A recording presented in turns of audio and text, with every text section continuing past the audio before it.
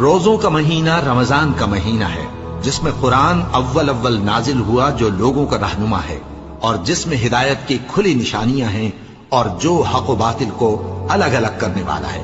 تو جو کوئی تم میں سے اس مہینے میں موجود ہو، چاہیے کہ پورے مہینے کے روزے رکھے، اور جو بیمار ہو یا سفر میں ہو تو دوسرے دنوں میں روزے رکھ کر ان کا شمار پورا کر لے۔ اللہ تمہارے حق میں آسانی چاہتا ہے اور سختی نہیں چاہتا، اور یہ آسانی کا حکم اس لیے دیا گیا ہے کہ تم روزوں کا شمار پورا کر لو، اور اس احسان کے بدلے کہ اللہ نے تم کو ہدایت بخشی ہے، تم اس کو بزرگی سے یاد کرو اور اس کا شکر کرو۔